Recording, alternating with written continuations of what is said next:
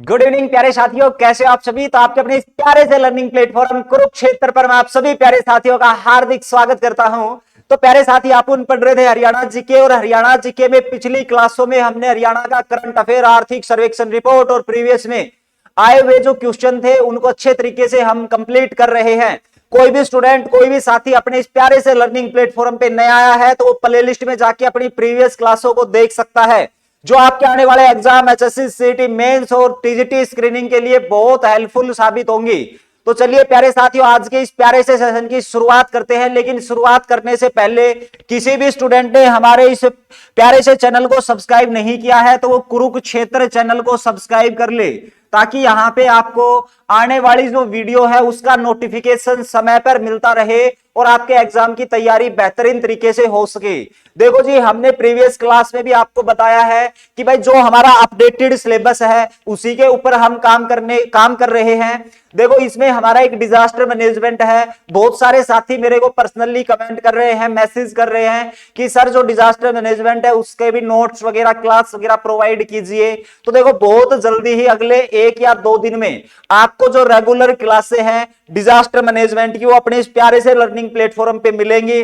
अब यहां पे ऐसा बिल्कुल भी नहीं कराया जाएगा कि 4 क्वेश्चन डिजास्टर मैनेजमेंट के, 4 ईवीएस के और 4 करंट अफेयर के। अगर आप पुराने समय से हमारे साथ जुड़े हुए हैं तो आपको पता है कि जब हम क्लास शुरू करते हैं तो एक ही प्रकार का कंटेंट होता है। आर्थिक सर्वेक्षण रिपोर्ट पढ़ी तो लगातार उसी को पढ़ा, बजट पढ़ा तो एक ही क्लास में उसको निपटाया। फिर हमने करंट अफेयर को शुरू किया तो हमने काफी जो क्लासें हैं वो करंट अफेयर की।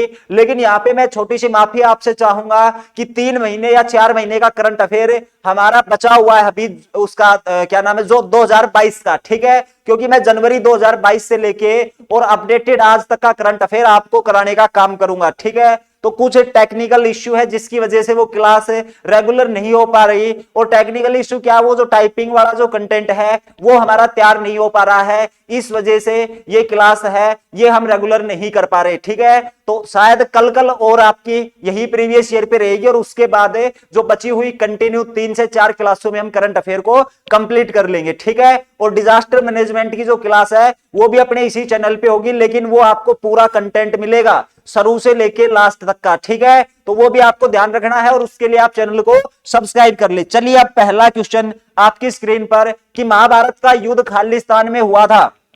देखो मेरे भाई, कल हमने महाभारत के बारे में पढ़ा था कि भाई जो हमारा महाभारत है इसमें कुल पर्वों में बटा हुआ है और कुल पर्व कितने बताए थे, 18 पर्व बताए थे। महाभारत का युद्ध 18 दिन चला था और इसके साथ साथ महाभारत की रचना महर्षि जो वेदव्यास जी महाराज थे उसी के द्वारा की गई थी। संस्कृत भाषा में लिखा गया था, सरस्वती नदी के किनारे लिखने का काम लेखन कार्य श्री गणेश जी के द्वारा, और वर्तमान में 1 लाख से अधिक यहाँ पर श्लोक रहेंगे। और उसके साथ साथ विश्व का सबसे बड़ा महाकाव्य पंचम वेद की संज्ञा इसको देने का काम किया गया था। और इसके साथ भीष्म पर्व से हमने श्रीमद् भगवत गीता है उसका वर्णन है, ये भी आपको ध्यान रखेंगे। भगवत गीता अध्यायों में बटी हुई थी, टोटल 18 अध्याय रहेंगे। सबसे बड़ा 18वां अध्याय, सबसे छोटा 5वां और 12वां अध्याय। ये मैं आपको बता रहा हूं, ये हमने पिछली क्लास में डिस्कस किया है। किसी स्टूडेंट ने नहीं देखी है तो वो जाके चेक कर सकता है, पिछली क्लास है। लेकिन देखो, हरियाणा की जो धरती है इस पे बहुत सारे युद्ध हुए हैं। भारत के वो ऐतिहासिक युद्ध अपनी हरियाणा की धरती पर हुए हैं, तो उनके बारे में भी आपको पता होना चाहिए। देखो, एक युद्ध आता है हमारे पास और उस युद्ध का नाम रहेगा कैथल का युद्ध, ठीक है। तो आप मेरे को बताएंगे सर ये कैथल का युद्ध कब हुआ था, कैथल का युद्ध कब हुआ था और किसके बीच में कैथल का युद्ध लड़ा गया था। कैथल के बाद आता है हांसी का युद्ध। हांसी का युद्ध ये किस और किसके बीच में हुआ था और कब लड़ा गया था। फिर हमारे पास एक युद्ध आता है सिरसा का युद्ध। सिरसा का युद्ध कब और किसके बीच में हुआ था। इसके बाद अगर बात करें तो तिलपत का पहला युद्ध हुआ था। तिलपत का प्रथम युद्ध है, ये किस किस के बीच में हुआ था और कब हुआ था। उसके बाद अगर बात की जाए तो हमारे पास तिलपत का दूसरा युद्ध भी हुआ। तिलपत का दूसरा युद्ध ये कब और किसके बीच में लड़ा गया। और एक चंदा गांव का युद्ध ध्यान रखेंगे, किसका, चंदा गांव का युद्ध है, ये कब हुआ था और किसके बीच में लड़ा गया था। देखो, कुछ युद्ध हैं वो अगली क्लास में हम निपटा लेंगे। अभी इन युद्धों के बारे में आप मेरे को आंसर कर सकते हैं। देखो जी, सबसे पहले तो मैं बात करूं किसके बारे में, महाभारत के युद्ध के बारे में। तो मेरे भाई इसका तो आप सभी जानते हैं कि ये 900 ईसा पूर्व पांडवों और कौरवों के बीच में लड़ा था। किसके बीच में लड़ा गया था, पांडव व कौरवों के बीच में ये युद्ध लड़ा गया था, ये ध्यान रखेंगे। उसके बाद बात कर लेते हैं हम किसके बारे में, तो मेरे भाई अब हम बात कर लेते हैं कैथल का युद्ध। कैथल का युद्ध बताया जाता है 13 अक्टूबर 1240 को। 13 अक्टूबर 1240 को कैथल का युद्ध हुआ था। और कैथल का जो युद्ध है वो रजिया सुल्तान, रजिया सुल्तान का नाम तो आप सभी ने सुन रखा होगा। रजिया सुल्तान और इसका भाई था जिसका नाम था बहराम शाह। कौन थे? बहराम शाह। इन्हीं के बीच में बताया जाता है। एक तथ्य यह भी बताया जाता है कि जो रजिया सुल्तान है, जब वो बठिंडा के गवर्नर अल्तुनिया के साथ विवाह करके दिल्ली का सिंहासन की तरफ यानी कि दिल्ली की तरफ वापस लौट रही थी, तो भाई रात के समय पे वो कैथल में विश्राम कर रहे थे। लेकिन आपको पता है रजिया सुल्तान इल्तुतमिश की बेटी थी और एशिया की पहली महिला मुस्लिम शासिका हुई है। और भाई जो हमारी इल्तुतमिश थे उसी के द्वारा एक चालीसा का गठन किया गया था, यानी कि उसमें 40 सरदार हुआ करते थे। और ये जो 40 सरदार है ये नहीं चाहते थे कोई महिला इस गद्दी पर बैठे, कोई मुस्लिम शासिका बने, कोई महिला शासिका बने। तो ये जो 40 इन्हीं ने प्लान बनाया था, बहराम शाह को भड़काने का काम किया था। लेकिन उसके बाद अगर हम इंडिया जीके के हिसाब से इसको देखें तो बताया जाता है वो 40 सरदार ही पहुंचे थे कैथल में और उन्हीं के द्वारा रजिया सुल्तान और अल्तुनिया को मारने का काम किया था। एक कहावत आपने सुनी भी होगी, रजिया फंस गई गुंडों में, तो वो 40 सरदार थे, उन्हीं को गुंडों या डाकुओं का नाम दिया जाता है। ठीक है, लेकिन अपने हरियाणा जीके के हिसाब से पढ़े तो कैथल का युद्ध ध्यान रखेंगे 13 अक्टूबर 1240 रजिया सुल्तान और बहराम शाह, और इस युद्ध में बहराम शाह ने रजिया सुल्तान की हत्या कर दी थी। फिर हमारे पास आता है हांसी का युद्ध। मेरे भाई ये 1193 ईस्वी में हुआ था। और आपको पता है कि भाई इससे पहले तराइन के युद्ध भी हुए थे, और जो तराइन के युद्ध हुए थे उसके बारे में मैंने डिस्कस नहीं किया क्योंकि बार बार आप पढ़ चुके हो, कभी फिर उनको देख लेंगे। तो देखो जी, तराइन का एक युद्ध हुआ था, दूसरा युद्ध, जिसमें मोहम्मद गोरी की जीत हुई थी 1192 ईस्वी में। और उसके बाद यह तय हो गया था कि मोहम्मद गोरी है वो भारत में शासन करेगा। लेकिन भारत के ही कुछ व्यक्ति थे जो नहीं चाहते थे मोहम्मद गोरी भारत में शासन करे, और हांसी का एक शासक होता था जाटवा नामक राजपूत। तो ध्यान रखेंगे ये युद्ध लड़ा गया था किसके द्वारा? जाटवा नामक राजपूत। तो जाटवा राजपूत और दूसरी तरफ मोहम्मद गोरी की तरफ से सेना का प्रतिनिधित्व कर रहे थे कुतुबुद्दीन ऐबक। तो आप कुतुबुद्दीन ऐबक का नाम ध्यान रख सकते हैं। किसका? कुतुबुद्दीन ऐबक का नाम है वो ध्यान रख सकते हैं। इन दोनों के बीच में ही हुआ था कौन सा युद्ध? तो वो हांसी का युद्ध। युद्ध के परिणाम क्या हुए थे? तो भाई कुतुबुद्दीन ऐबक की जीत हो गई थी। उसके बाद आगे चलते हैं, और आगे चलेंगे तो हमारे पास आएगा कौन सा युद्ध? सिरसा का युद्ध। सिरसा का युद्ध 1320 ईस्वी में लड़ा गया था। कब? 1320 ईस्वी में। नसीरुद्दीन खुसरो का नाम ध्यान रखेंगे यहां पर। नसीरुद्दीन किसका नाम ध्यान रखेंगे? खुसरो। और दूसरी तरफ कौन थे? गाजी मलिक। दूसरी तरफ ध्यान रखेंगे किस व्यक्ति का नाम है? तो ये लड़ा गया था गाजी मलिक। ठीक है, तो इनके बीच में युद्ध लड़ा जाता है कौन सा? सिरसा का युद्ध। किस किस के बीच में? तो वो नसीरुद्दीन खुसरो शाह और उसके बाद गाजी मलिक। फिर आता है तिलपत का पहला युद्ध। कब हुआ था? ये मेरे भाई 1664 में लड़ा गया था। कब लड़ा गया था? 1664 ईस्वी में लड़ा गया था। और ध्यान रखेंगे ये गोकुल जाट और औरंगजेब के बीच में हुआ था। एक जाट जिसका नाम था गोकुल जाट, ये गोकुल जाट की किसान सेना थी और इस किसान सेना ने औरंगजेब के साथ युद्ध लड़ने का काम किया था। तो ध्यान रखेंगे गोकुल जाट की सेना, किसान सेना और औरंगजेब के बीच में तिलपत का पहला युद्ध होता है। सॉरी, ये 1664 नहीं होगा मेरे भाई, 1669 होगा। क्या होगा? अरे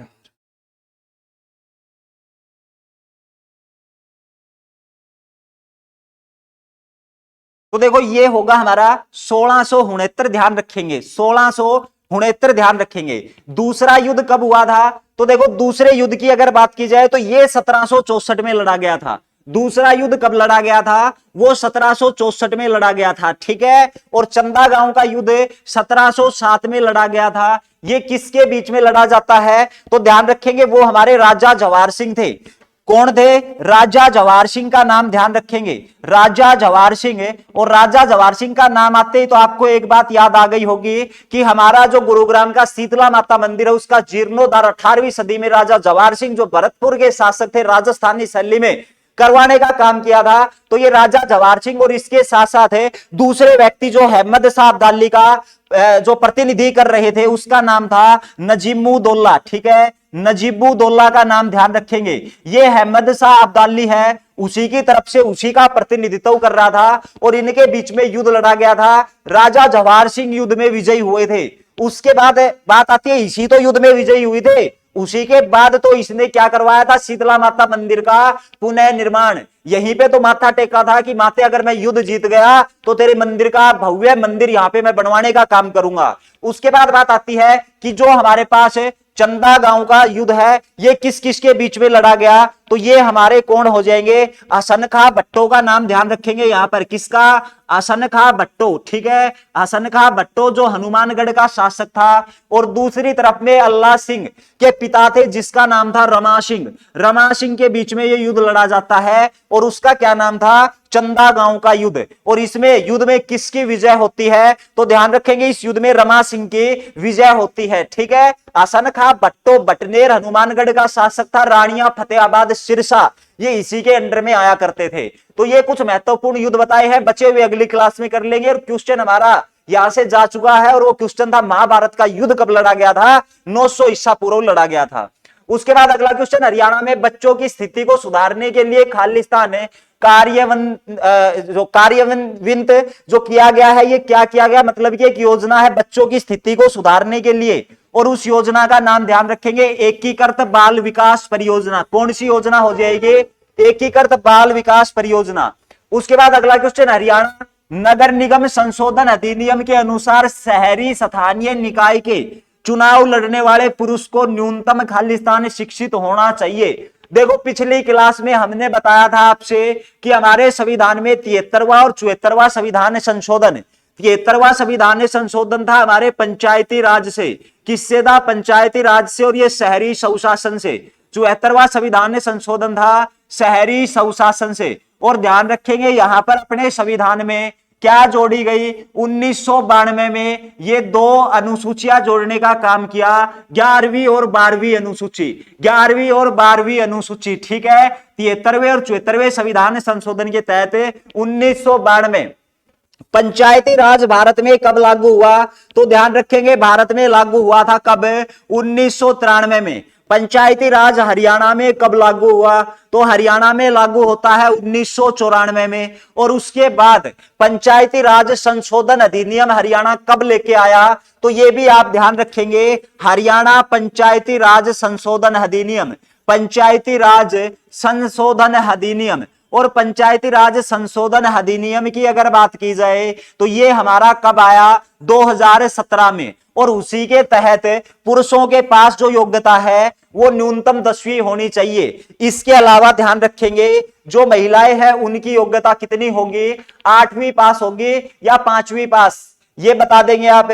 और इसके अलावा महिलाओं के लिए सीटें आरक्षित, सीटों का यार बड़ा महत्वपूर्ण क्वेश्चन बनता है सीटों का। ठीक है, और सीटें कितनी आरक्षित होंगी, देखो जी अगर बात की जाए भारत की बात की जाए तो भारत में ध्यान रखेंगे 50% पंचायत, हाँ 50% ना, 50 नहीं 33% होगा। देखो जी भारत में अगर बात करें तो भारत में कितनी, 1/3 33% जो है वो महिलाओं के लिए पंचायतों में सीट आरक्षित है। लेकिन हरियाणा की बात की जाए तो हरियाणा में महिलाओं के लिए 50% सीट है वो क्या रहेंगी, आरक्षित रहेंगी। इस बात का विशेष ध्यान आप रखेंगे। ठीक है, तो ये आपको ध्यान रखना था। पुरुषों के लिए न्यूनतम आयु की न्यूनतम जो शैक्षणिक योग्यता है वो 10वीं पास है। उसके बाद अगला क्वेश्चन, पहली हरियाणवी फिल्म कौन सी थी, तो देखो पहली हरियाणवी फिल्म के बारे में तो आपने खूब पढ़ा होगा मेरे भाई, चलो पढ़ भी लेते हैं। हरियाणा की पहली प्रथम फिल्म, हरियाणा की प्रथम फिल्म कौन सी होगी। उसके बाद बताएंगे हरियाणा की दूसरी फिल्म, हरियाणा की दूसरी फिल्म कौन सी होगी, दूसरी फिल्म का क्या नाम होगा। उसके बाद आप मेरे को बताएंगे कि जो हमारे पास घटोत्कच फिल्म है ये कब आई थी, घटोत्कच फिल्म कब आई थी, वीर शेरा करके फिल्म है ये आपकी कब आई थी। बहुरानी फिल्म के बारे में आप क्या जानते हैं। फिर हमारे पास एक फिल्म आती है चंद्रावल, इस फिल्म के बारे में आप क्या जानते हैं। उसके बाद एक फिल्म आती है लाडो, इसके बारे में कुछ बताना आपको।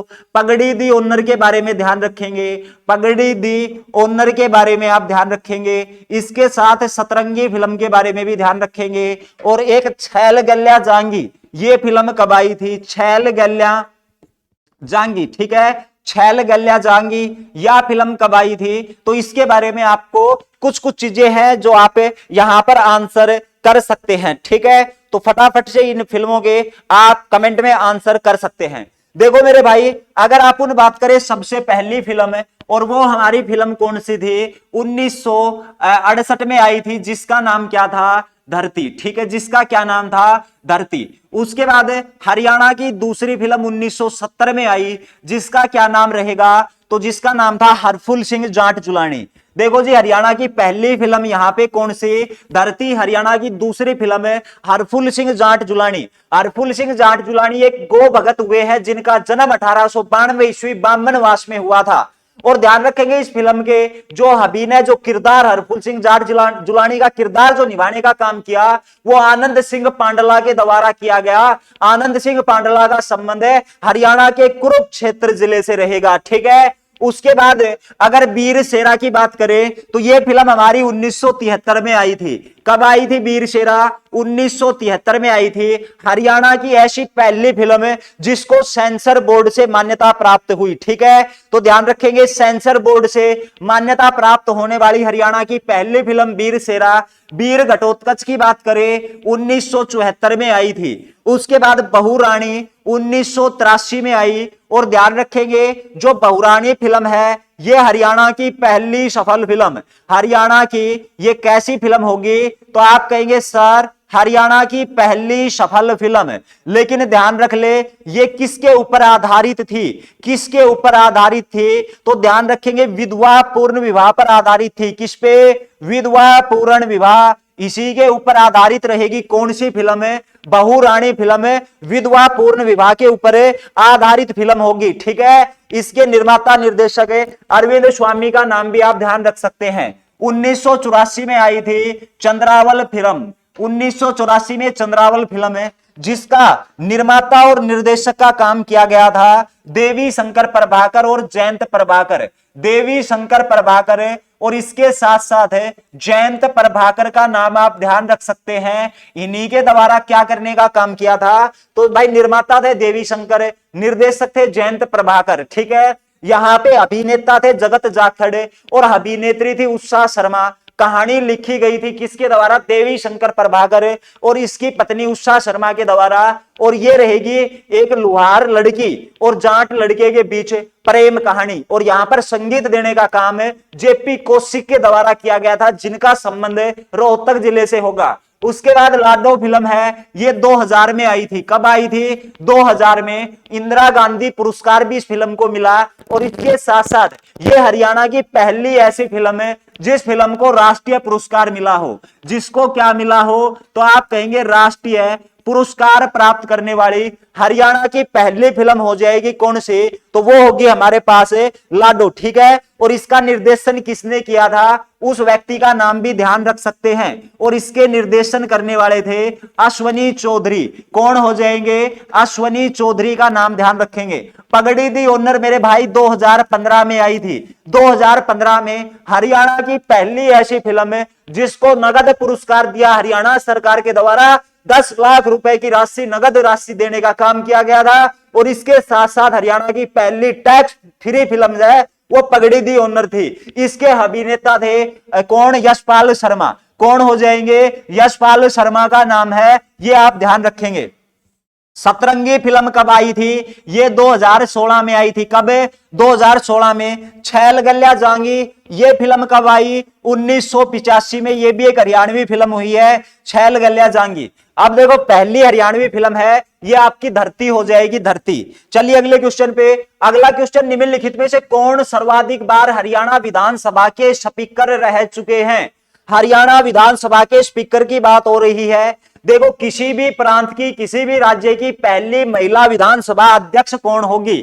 ये बड़ा खास क्वेश्चन अपने आप में। क्या क्वेश्चन बताया मैंने कि भाई हरियाणा क्या, भारत के किसी भी राज्य की, भारत के किसी भी राज्य की पहली महिला विधानसभा स्पीकर, पहली महिला विधानसभा स्पीकर कौन होगी? विधानसभा स्पीकर ध्यान रखेंगे, और वो होंगी कौन?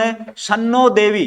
कौन होगी? सन्नो देवी। हरियाणा के पहले महिला विधानसभा स्पीकर पूछे या हरियाणा के प्रथम विधानसभा अध्यक्ष का नाम पूछे तो सन्नो देवी होगा। ठीक है। उसके बाद ध्यान रखेंगे हरियाणा का पहला पुरुष विधानसभा अध्यक्ष, हरियाणा के प्रथम पुरुष विधानसभा अध्यक्ष, पुरुष विधानसभा अध्यक्ष का नाम आपसे पूछ लिया जाए तो वो कौन होंगे? आप सभी जानते हैं उसका नाम राव वीरेंद्र सिंह। राव वीरेंद्र सिंह, इसने पार्टी का गठन किया था हरियाणा विशाल पार्टी, जो हरियाणा की पहली क्षेत्रीय पार्टी हुई है। स्थापना 1967, 1978 में कांग्रेस में विलय कर दिया था। किस पार्टी का? हरियाणा विशाल पार्टी का, राव वीरेंद्र सिंह। लेकिन एक और खूबसूरत सा क्वेश्चन इसके साथ आप ध्यान रख सकते हैं कि राव वीरेंद्र सिंह हरियाणा के इतिहास में सबसे छोटा कार्यकाल रहा है। सबसे छोटा कार्यकाल एज ए विधानसभा अध्यक्ष के रूप में किसका? राव वीरेंद्र सिंह का। फिर बात आती है हरियाणा के सर्वाधिक समय तक विधानसभा स्पीकर कौन रहे हैं? हरियाणा में सर्वाधिक समय तक जो विधानसभा अध्यक्ष रहे हैं वो कौन रहे हैं? विधानसभा अध्यक्ष कौन रहे हैं? तो यहां पर तारा सिंह का नाम ध्यान रखेंगे आप। किसका नाम ध्यान रखेंगे? सर आपने बता दिया तारा सिंह के बारे में। ये देखो सबसे अधिक समय तक हरियाणा में विधानसभा के स्पीकर रहे हैं कौन? तो इसका नाम होगा तारा सिंह। ये नाम आप ध्यान रखेंगे। ठीक है, तारा सिंह का नाम सर्वाधिक समय तक। उसके बाद हरियाणा का एकमात्र जो मुख्यमंत्री है विधानसभा का अध्यक्ष रहा है। ठीक है, और वो सॉरी एकमात्र तो नहीं है क्योंकि राव वीरेंद्र सिंह भी रहे। एकमात्र व्यक्ति जो हरियाणा का मुख्यमंत्री, उप मुख्यमंत्री और विधानसभा का अध्यक्ष भी रहा है। तो ध्यान रखेंगे कौन? मुख्यमंत्री के साथ उप मुख्यमंत्री और इसके साथ साथ है हरियाणा की विधानसभा के अध्यक्ष वो कौन हुए हैं? तो आप कहेंगे सर उसका नाम होगा क्या? बनारसी दास गुप्ता। बीडी गुप्ता का नाम ध्यान रखेंगे, बनारसी दास गुप्ता। ठीक है, तो बनारसी दास गुप्ता का नाम है, ये आप ध्यान रखेंगे। मुख्यमंत्री, उप मुख्यमंत्री और विधानसभा का अध्यक्ष। उसके बाद बात आती है कि सर्वाधिक बार, मतलब कि भाई कार्यकाल सर्वाधिक, देखो कंफ्यूज नहीं होना है, ये सर्वाधिक समय है लेकिन ये सर्वाधिक बार। ठीक है, नंबरिंग में ज्यादा बार, जैसे ओम प्रकाश चौटाला लंबे समय तक हरियाणा के मुख्यमंत्री नहीं रहे लेकिन सर्वाधिक बार चुने गए हैं। ठीक है, इसी प्रकार से सर्वाधिक बार विधानसभा के जो अध्यक्ष रहे हैं हरमहेंद्र सिंह चड्ढा का नाम ध्यान रखेंगे। हरमहेंद्र सिंह चड्ढा का नाम ध्यान रखेंगे, ये इसका क्या हो जाएगा? राइट आंसर हो जाएगा, हरमहेंद्र सिंह चड्ढा। लेकिन इसके साथ वर्तमान में हरियाणा विधानसभा के अध्यक्ष कौन है? तो वर्तमान में होंगे कौन? ज्ञानचंद गुप्ता। कौन होंगे? ज्ञानचंद गुप्ता होंगे। ये बात भी आप ध्यान रखेंगे, वर्तमान में विधानसभा के स्पीकर। चलिए अगले क्वेश्चन पे। एक दिन ना सारे स्पीकर करवाऊंगा मैं आपको, जितने भी स्पीकर अब तक बने हैं, क्योंकि अगर क्वेश्चन ये पूछ लिया ना, बताओ निम्न में से कौन विधानसभा का स्पीकर नहीं रहा, तो फिर नहीं कर पाओगे। ठीक है, चलो जी।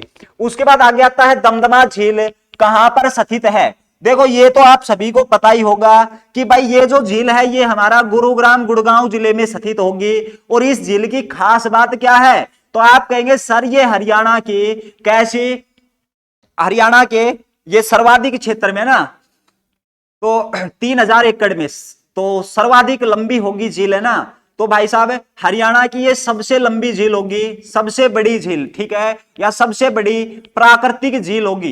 ये हरियाणा की सबसे बड़ी प्राकृतिक झील होगी जो कि 3000 एकड़ में फैली हुई है।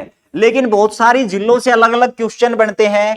हरियाणा के मैदानी भाग में स्थित झील बताएंगे। मैदानी जो भाग है, इस मैदानी भाग में स्थित झील कौन सी होगी, उनके नाम बताएंगे। उसके बाद आप मेरे को आंसर कर सकते हैं किसके बारे में? तो एक वो झील जहां पर भटकती और दुखी आत्माओं को, भटकती व दुखी आत्मा को स्नान करने से मुक्ति मिलती है। दुखी आत्मा को स्नान करने से क्या मिलती है? मुक्ति मिलती है। वो झील कौन सी है? उस झील का नाम बताएंगे जिसमें अल बरूनी ने अपनी पुस्तक जिसका नाम था किताब उल हिंद, इस किताब उल हिंद में वर्णन किया है। उसके बाद अबुल फजल है, इस अबुल फजल ने अपनी पुस्तक में किस झील को लघु सागर कहा है? अबुल फजल ने किस झील को क्या कहा है? लघु सागर का नाम दिया है। उसके बाद 10वीं सदी में कौन सी झील का हरियाणा में निर्माण हुआ था वो बता देंगे। फिर आप मेरे को बताएंगे ज्वालामुखी क्रिया का उदाहरण हरियाणा की कौन सी झील होगी? ज्वालामुखी क्रिया का उदाहरण कौन सी झील होगी हरियाणा में? ज्वालामुखी क्रिया से जो झील बनी है वो आप बता सकते हैं। ठीक है। NH9 पर कौन सी झील स्थित है? NH44 पर हरियाणा में कौन सी झील स्थित है? तो चलिए इतना आप पढ़ लोगे, इस तरीके से आप पढ़ोगे ना तो पेपर में भाई मैक्सिमम स्कोर करके आओगे, गारंटी है। ठीक है, गारंटी है मैक्सिमम स्कोर करके आओगे। देखो मेरे भाई, मैदानी भाग में 2 झीलें ध्यान रखेंगे। एक तो नजफगढ़ झील, कौन सी? नजफगढ़ झील ध्यान रखेंगे। और एक हमारे पास आ जाएगी बीबीपुर झील, कौन सी? बीबीपुर झील बड़ी खास झील है, हरियाणा के कुरुक्षेत्र जिले में स्थित रहेगी। अब आप कमेंट मत करना कि ये जींद में स्थित है, ठीक है, ये बीबीपुर झील है, ये आपकी कुरुक्षेत्र में स्थित रहेगी। एक सेनिसा झील है, वो भी कुरुक्षेत्र में स्थित रहेगी। उसके बाद भटकती व दुखी आत्माओं को स्नान करने से मुक्ति, ये भाई साहब हमारे पास सनहित सरोवर होगा। कौन सा सरोवर है? तो आप कहेंगे सर सनहित सरोवर है, 7 सरस्वती नदियों का संगम कहा जाने वाला सनहित सरोवर कुरुक्षेत्र। अल बरूनी की पुस्तक किताब उल हिंद में ब्रह्म सरोवर का वर्णन है। किसका? ब्रह्म सरोवर का वर्णन है। ब्रह्म सरोवर कहां पर रहेगा? कुरुक्षेत्र में सर्वेश्वर महादेव मंदिर ब्रह्म सरोवर के बीचों बीच स्थित है। उसके बाद अबुल फजल ने अपनी पुस्तक में लघु सागर किसको कहा है? तो ये भी ब्रह्म सरोवर को लघु सागर का नाम दिया है। अबुल फजल की आईने अकबरी है, ये इसमें हमें भिवानी का वर्णन मिलता है, ये भी ध्यान रखेंगे। 10वीं सदी में जो झील का निर्माण हुआ है उसका नाम है सूरजकुंड झील। सूरजकुंड झील फरीदाबाद में रहेगी। और ध्यान रखेंगे राजा सूरजमल के द्वारा इसका निर्माण करने का काम किया था। किसके द्वारा? तो आप कहेंगे सर सूरजमल के द्वारा। उसके बाद ज्वालामुखी क्रिया का उदाहरण कौन सी झील होगी? तो वो आपका गर्म पानी का चश्मा सोना झील। कौन सी झील? सोना झील, जो कि चर्म रोगियों के लिए प्रसिद्ध है। NH9 पर कौन सी झील स्थित है? ब्लूबर्ड झील। ठीक है मेरे भाई, ब्लूबर्ड झील जो कि हिसार जिले में रहेगी। NH44 पर डबचिक झील। और डबचिक झील कहां पर रहेगी? तो आप कहेंगे सर ये झील तो कॉटन सिटी पलवल में रहेगी। कौन सी? डबचिक झील। होडल पलवल का नाम ध्यान रखेंगे डबचिक झील के लिए। दोज झील अगर आपसे पूछ ली जाए तो ये हरियाणा में कहां पर रहेगी? धनुर झील कहां पर रहेगी? धनुर झील तो सिरसा में रहेगी। दोज झील है ये फरीदाबाद में रहेगी। ठीक है, ध्यान रखेंगे इसको, समझ गए। चलो जी, अमटी तालाब अगर आपसे पूछ ले तो वो हांसी में स्थित रहेगा। अमटी तालाब कहां पे? हांसी में। गौकर्ण का तालाब रोहतक में रहेगा। चक्रवर्ती झील कहां पे? करनाल में रहेगी। उसके बाद अगला क्वेश्चन है, शिवालिक की पहाड़ियां जिले में नहीं पाई जाती। मतलब कि ये कह रहा है कि जो शिवालिक की पहाड़ियां है ये कौन से जिले में नहीं पाई जाती? तो देखो जी, शिवालिक की पहाड़ियों का अगर बात करें तो थोड़ा सा डिटेल से कर लेते हैं इस क्वेश्चन को कि भाई जो हमारे पास शिवालिक की पहाड़ियां हैं इसका जो विस्तार है ये हरियाणा के 3 जिले पे से क्या पढ़ोगे सर? एक तो पंचकुला, उसके बाद दूसरा हमारे पास अंबाला, और तीसरा आपके पास कौन सा होगा? यमुनानगर होगा। अब देखो इसका शिवालिक की पहाड़ियों को दूसरा क्या नाम देते हैं हम? तो आप कहेंगे इसको नवीनतम श्रेणी के नाम से जाना जाता है। इसको नवीनतम श्रेणी, हिमालय के बाद में इसका निर्माण हुआ है। इसी को हम बाह्य हिमालय भी बोल सकते हैं। क्या बोल सकते हैं? बाह्य हिमालय बोल सकते हैं। यहां पर शिवालिक की पहाड़ियों में मिट्टी कैसी पाई जाती है? तो यहाँ की जो मृदा है वो कमजोर होगी, कमजोर मिट्टी होगी। फिर मिट्टी को क्या कहेंगे हमें? रेंगती हुई मृदा, रेंगती हुई मृदा कहेंगे। फिर बात आती है ये हरियाणा के कुल कितने क्षेत्रफल पर? हरियाणा के कुल कितने क्षेत्रफल पर ये फैली हुई है? ठीक है, कौन सी? शिवालिक की पहाड़ियां 1.67% पर फैली हुई है। अब देखो मेरे भाई, शिवालिक की पहाड़ियां जहां पे है वहां पर वर्षा कैसी होगी, तो आप कहेंगे सर वर्षा सर्वाधिक होगी। अगर वर्षा सर्वाधिक होगी तो वन कैसे मिलेंगे, तो आप कहेंगे सर वन सदाबहार पाए जाते हैं। कैसे सदाबहार, और उसके बाद पेड़ पौधे कौन कौन से मिलेंगे, तो आप कहेंगे सर चीड़ हो गया, देवदार हो गया, साल हो गया, खैर हो गया, सिंदूर हो गया, नमक हो गया, इस प्रकार के पेड़ पौधे यहां पर पाए जाएंगे। लेकिन फिर आपको ध्यान रखना है कि चीड़ और देवदार है ये आपके मोरनी की पहाड़ी में पाए जाते हैं, जबकि ये चार जो आपके पास बच गए ये आपके कलेश्वर वन में पाए जाते हैं। कलेश्वर यमुनानगर जिले का नाम है, ये आप ध्यान रखेंगे। औसत ऊंचाई इसकी क्या होगी, 900 से 1200 मीटर, 900 से 1200 मीटर इसकी औसत ऊंचाई होगी। किसकी, तो आप कहेंगे शिवालिक की पहाड़ी की एवरेज ऊंचाई। सबसे ऊंची चोटी कौन सी होगी, तो भाई सबसे ऊंची पहाड़ी तो मोरनी की पहाड़ी, लेकिन उसमें भी सबसे ऊंची चोटी करहो जिसकी ऊंचाई 1514 मीटर हो जाएगी। ये आप ध्यान रखेंगे, ठीक है, तो ये आपको ध्यान रखना था। लेकिन ये पूरे का पूरा जो शिवालिक की पहाड़ी है ये कहां पर स्थित रहेगी, तो स्थिति क्या कहोगे, हरियाणा के मैप पे देखेंगे इसको तो ये उत्तर पूर्व में स्थित रहेगी। कहां पर है, उत्तर पूर्व में स्थित रहेगी। तो ये था हमारी शिवालिक की पहाड़ी। तो कौन से जिले में विस्तार नहीं है, तो आप कह देंगे आराम से सर सिरसा जिले में इसका विस्तार नहीं है। कौन से जिले में, सिरसा जिले में इसका विस्तार नहीं है। लेकिन देखो ये भौगोलिक संरचना, हरियाणा के भूगोल से क्वेश्चन पूछा गया है, तो शिवालिक की पहाड़ी के बाद आता है हमारे पास गिरिपादीय मैदान, ठीक है। तो आप गिरिपादीय मैदान के बारे में भी ध्यान रखेंगे। किसके बारे में ध्यान रखेंगे भाई, तो आप कहेंगे सर गिरिपादीय मैदान। और गिरिपादीय मैदान की अगर बात करें तो ये हमारे कहां पर स्थित होंगे, तो आप इसकी लोकेशन जब बता रहे होंगे तो आप ये कहेंगे सर ये शिवालिक की जो पहाड़ी है इसके दक्षिण में स्थित होंगे। शिवालिक की पहाड़ी के किधर स्थित होंगे, दक्षिण में स्थित होंगे। किस प्रकार से, जैसे मैं मान लेता हूं ये हमारी शिवालिक की पहाड़ी पे में इसका विस्तार है, ठीक इसी के दक्षिण में ये गिरिपादीय मैदान होंगे। ये जो आप देख रहे हो ये लगभग ध्यान रखेंगे 25 किलोमीटर चौड़ी एक पट्टी होगी।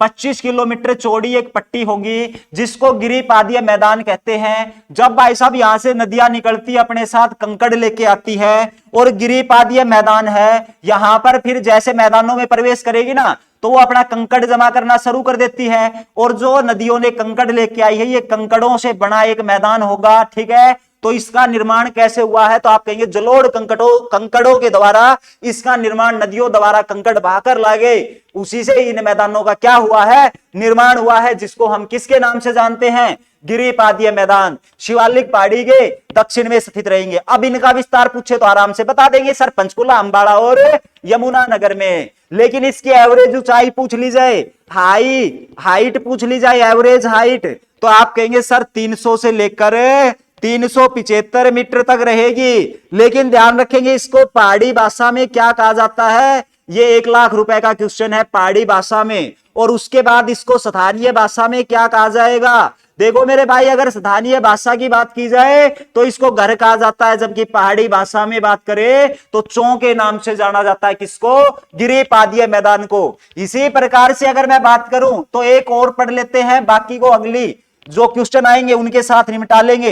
एक और क्या पढ़ोगे, तो भाई एक हमारे पास आते हैं बाढ़ के मैदान। और बाढ़ के मैदान की अगर बात करें तो बाढ़ के मैदान कौन से कहलाएंगे, तो आप कहेंगे सर जहां से 12मासी नदियां हैं वो निकलती है, नदी के आसपास पानी जमा हो जाता है, उन्हीं को हम बाढ़ के मैदान बोलते हैं। और आपसे यहां से 3 खूबसूरत क्वेश्चन, बड़े बेहतरीन, बड़े लाजवाब क्वेश्चन पेपर में देखने को मिलेंगे। सबसे पहले कहेगा कि भाई जो हमारी यमुना नदी है, इस यमुना नदी के द्वारा निर्मित बाढ़ के मैदान को क्या कहा जाएगा। उसके बाद आपसे कहेगा मारकंडा नदी द्वारा निर्मित बाढ़ के मैदानों को क्या कहा जाएगा। और तीसरा क्वेश्चन आपसे पूछेगा कि घग्गर नदी द्वारा निर्मित बाढ़ के मैदानों को क्या कहा जाएगा। तो आप बड़े प्रेम से इन क्वेश्चनों के आंसर देंगे कि सर यमुना नदी द्वारा निर्मित बाढ़ के मैदान को तो बाढ़ के मैदान ही कहा जाएगा। जबकि मारकंडा बेट, तो मारकंडा नदी द्वारा निर्मित बाढ़ के मैदानों को क्या कहेंगे, बेट कहेंगे। और घग्गर नदी द्वारा निर्मित बाढ़ के मैदानों को क्या कहा जाता है, नैली कहा जाता है। लेकिन क्वेश्चन थोड़ा घुमा दिया, कंफ्यूज मत होना, ये भी पूछ सकता है घग्गर नदी द्वारा निर्मित बाढ़ के मैदान को सिरसा में किस नाम से जाना जाता है, तो वहां पर भी आपका आंसर क्या आएगा, नैली के नाम से जाना जाएगा। अब आ जाओ शिवालिक की पहाड़ी। अच्छा ये हो गया ना क्वेश्चन, तो चलो भाई ये हमने डिटेल से कर लिया है। देखो आप ये मत सोच रहे भाई ये कि क्वेश्चन पे इतना टाइम वेस्ट कर रहे हैं। देखो क्वेश्चन तो हमने 2 सेकंड में बता दिया था, लेकिन ये इतनी सारी जो डिटेल है तकरीबन मैंने आपको आधा टॉपिक समझा दिया है, ठीक है। बाकी बच गई अगली क्लास में कर लेंगे। और देखो मतलब कि आप ये समझो जीके को पढ़ना ही कैसे है, रिवीजन।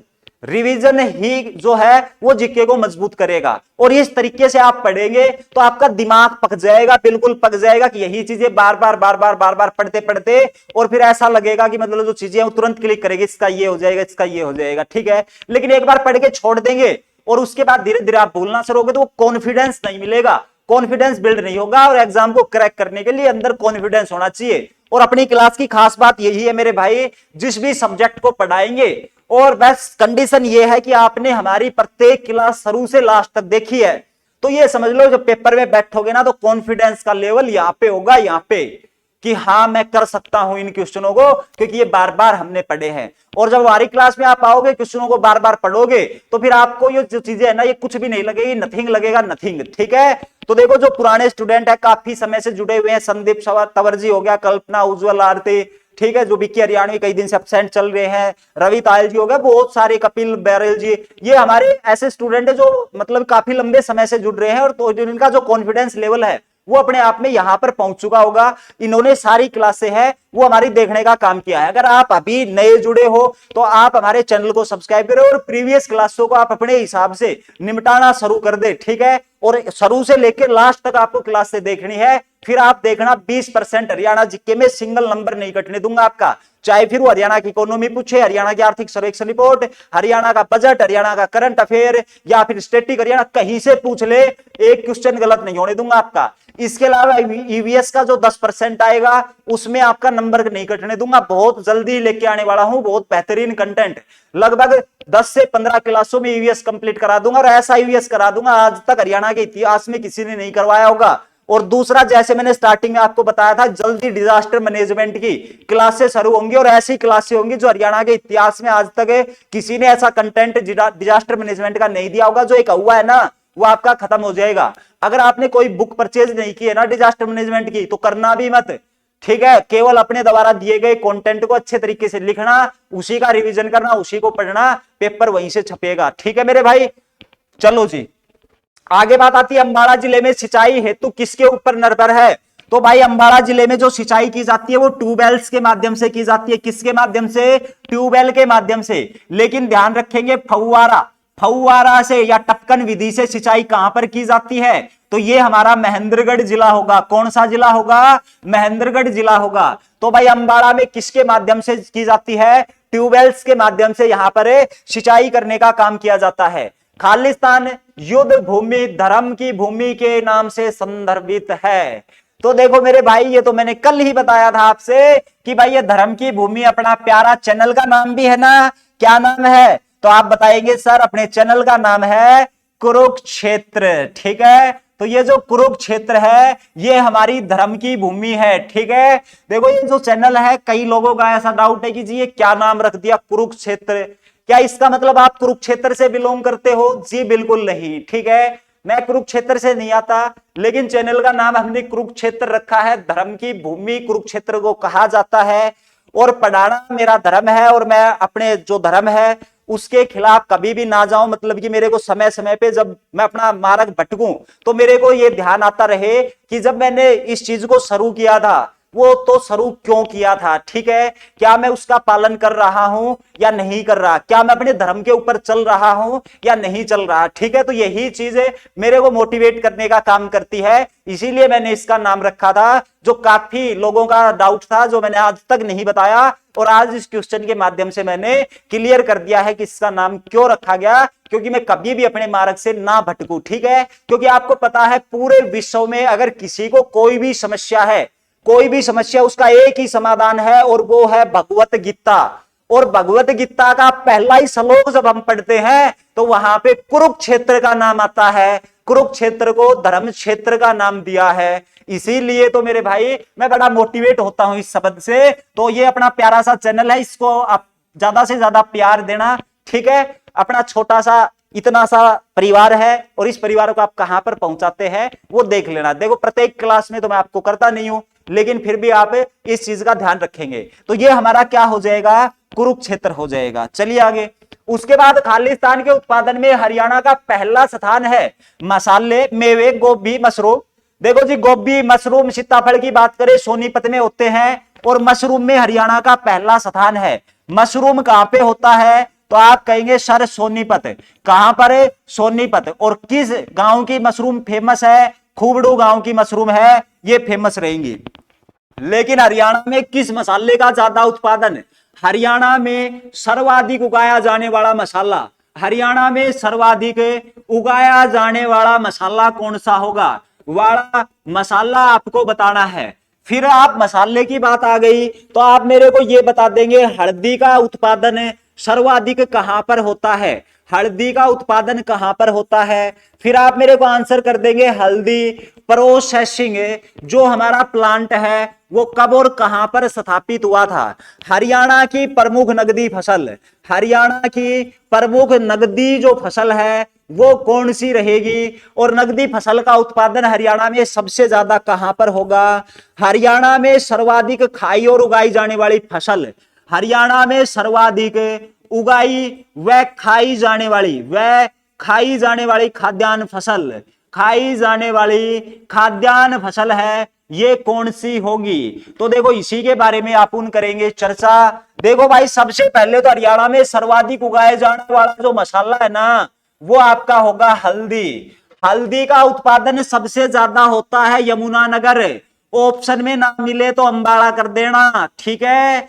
प्रोसेसिंग प्लांट 2009 में रादौर में स्थापित हुआ था। कहां पर है? तो आप कहेंगे सर रादौर यमुनानगर में स्थापित हुआ था हल्दी प्रोसेसिंग प्लांट। हरियाणा में उगाई जाने वाली प्रमुख नगदी फसल होगी गन्ना। और ध्यान रखेंगे गन्ने का सबसे ज्यादा उत्पादन होता है यमुनानगर जिले में और दूसरे नंबर पे आता है करनाल। लेकिन ध्यान रखेंगे पेपर में गन्ने का प्रजनन केंद्र पूछ ले, गन्ने का क्या पूछ ले? प्रजनन केंद्र पूछ ले तो आप कहेंगे सर 1932 में कहां पर लगा था मेरे भाई? करनाल में स्थापित हुआ था गन्ने का प्रजनन केंद्र। लेकिन अब आप ये मत कहना कि सर कपास होगी, कपास ना मेरे भाई, कपास नगदी फसल है, मानते हैं इस बात को, लेकिन हरियाणा की प्रमुख नगदी फसल तो गन्ना रहेगी। वैसे कपास का उत्पादन सबसे ज्यादा सिरसा जिले में होता है और केंद्रीय कपास अनुसंधान केंद्र भी कहां पर है? सिरसा जिले में रहेगा। लेकिन ध्यान रखेंगे कपास की सबसे बड़ी मंडी किसके समय में? बाबर के समय में। बाबरनामा पुस्तक से जानकारी मिलती है, यहाँ पे नारनौल में लगा करती थी महेंद्रगढ़। और उसके बाद वर्तमान में कपास का सबसे ज्यादा व्यापार कहां पे होगा? तो वो हमारा कॉटन सिटी पलवल में होगा। अब देखो जी, हरियाणा में सर्वाधिक उगाई जाने वाली जो खाद्यान्न फसल है जिसको अपन खाते हैं और हम सबसे ज्यादा क्या खाते हैं? गेहूं खाते हैं। और भारत का जो खाद्यान्न है उसमें 12% योगदान है किसका? हरियाणा का गेहूं में। तो ध्यान रखेंगे हमारी कौन सी फसल होगी? वो गेहूं होगी। और ध्यान रखेंगे गेहूं का जो उत्पादन है वो हमारा कहां पर होता है सबसे ज्यादा? तो आप कहेंगे सर गेहूं का उत्पादन सिरसा जिले में सबसे ज्यादा होता है। गेहूं सुधार कार्यक्रम चलाया गया था कब? 1965 में, ध्यान रखेंगे। और उसके बाद आपसे पूछ ले कि भाई गेहूं निदेशालय की स्थापना कब हुई थी? 1978 है, ठीक है। डायरेक्टरेट वीट जो हमारे पास रिसर्च आ जाएगा ये कहां पर? करनाल में रहेगा। कृत्रिम गेहूं जीन बैंक कहां पे रहेगा? करनाल में स्थित रहेगा। तो इन चीजों के बारे में आप याद रखेंगे। आज की क्लास को हम यहीं पर समाप्ति या समापन की घोषणा करते हैं। मिलेंगे अगली क्लास में एक नए और बेहतरीन कंटेंट, बेहतरीन एनर्जी के साथ। अपना ध्यान रखना। धन्यवाद। जय हिंद, जय भारत।